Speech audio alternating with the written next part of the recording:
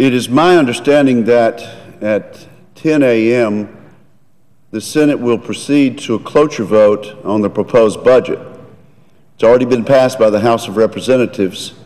The cloture vote will take 60 senators. If those 60 vote in favor, we would then move to a period of debate, pro forma debate actually, because the question would already have been decided. If members do not favor this budget, the time to register that opposition is this morning. And at 10 a.m. is the last chance to say no to this proposal and simply to send it back to the negotiators and ask them to do a better job. I rise this morning to reiterate my strong opposition to the House-passed budget, to the Murray-Ryan budget, and I do so for one specific reason. I would first interject, there are many aspects of the budget that members do not like, that we're not overly delighted with. We realized from the outset that there would be compromises and unpleasant decisions that have to be made because when you find additional revenues, when you cut programs that are popular, it hurts and it is uncomfortable. And so I appreciate the fact that Senator Murray and Representative Ryan have made tough decisions, and apparently the House of Representatives on a bipartisan basis has agreed to go along. But my objection that moves me from undecided to a no is what this budget does to current and military retirees and the fact that it breaks a promise that has been made to military retirees for years and years. It does so retroactively, unlike it does to federal employees in the budget. And unlike this Congress directed on an earlier occasion when establishing a commission to look into retirement. What it does is for military retirees under the age of 62, instead of receiving the same cost of living adjustment that everyone else would be receiving, it cuts their COLA back to COLA less 1%. Now, why do we have a cost of living adjustment in the first place? The cost of living adjustment is designed to protect the purchasing power of a pension. And so when a young man or young woman joined the military, let's say 20 years ago at age 22, for example, they served for 20 years at least, and they're entitled to a pension under the law. That was the deal. And we agreed that also, once that pension was received and was in place, we would protect that pension against inflation each year by a cost of living adjustment. It's simply fair. It protects the purchasing power and the real ability of that pension to protect and support the retired military person and that person's family. What this budget does is go back on that promise. And it says to people who've completed their service, who've completed the full 20 years of their bargain, you may have done what we asked you to do, but now the government is not going to do what we told you we would do. We're not going to protect the purchasing power of your pension. And the first year we're going to cut that cost of living back 1%.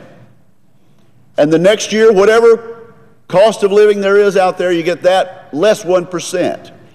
And it adds up over time, and I think members have been astonished to learn that an E7 retiring at age 40 today, that's an enlisted person at enlisted grade 7, retiring at age 40 today, would experience a loss of $83,000 in purchasing power over the course of the 22 years that pensioner would experience between age 40 and age 62. $83,000 in broken promises to our military retirees.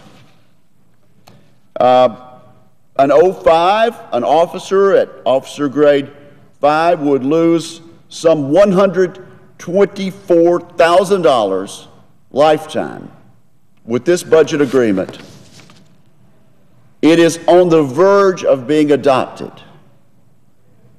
The only thing that stands in the way between our military retirees and this broken promise amounting to $83,000 for the typical enlisted person, $124,000 for the typical retired officer. The only thing standing in the way is this vote at 10 a.m. on cloture.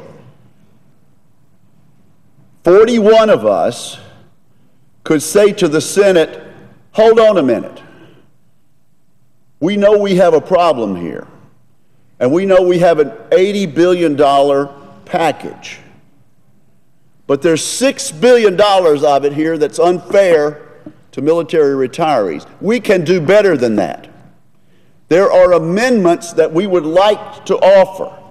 There are amendments Senator Graham would like to offer. There's an amendment by Senator Ayotte, the distinguished senator from New Hampshire, that would eliminate this broken promise to our military retirees and pay for it with other savings elsewhere.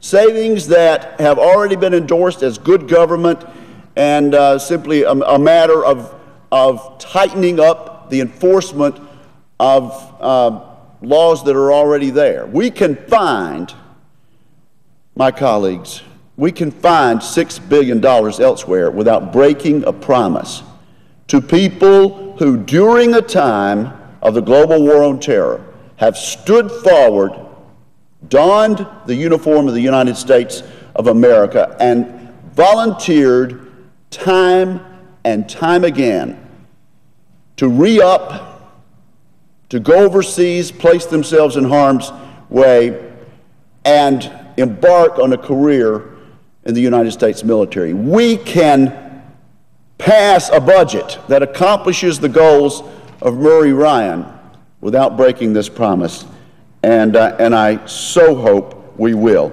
But this is the time.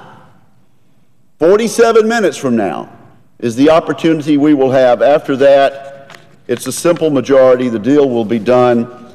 The news accounts say that the debate is over, that the votes are already in. I would hope that somewhere, someone within the sound of my voice is realizing that this is just another example of the government breaking its word. And when we do this, when we tell falsehoods and change our minds and change our positions to the American people over and over and over again, what does that do to the confidence that the American people should have in this government, the confidence of their elected officials to do what we promised to do and to fulfill our side of an agreement? I implore my colleagues, Mr. President, even at this late hour, to take a pause, perhaps ask the committee, the conference committee, which I was a member of and which was not consulted in the end, to take another look at this, find the $6 billion in savings elsewhere, and fulfill our promise to the American people. One other point before I yield back, Mr. President. I just want to point out to you, a commission was established last year by Congress entitled the Military Compensation Retirement Modernization Commission, established last year. The purpose of this commission was to provide us with a comprehensive list of ways to make meaningful reforms to military pay and benefits. Members should remember that we specifically told this commission it could recommend any option as long as it grandfathered in those who currently serve and those who are currently retired. That was the sense of the Senate. That was the sense of the Congress last year. And I think this is one reason why military retirees are so surprised by this reversal, so surprised that we would be on the brink of changing the rules in the middle of the game, because we specifically said only last year that we would not do such a thing. I hope we'll honor that promise, and there's yet time for the Senate to do so. I urge a no vote, strongly urge a no vote for this reason on the cloture vote, which will begin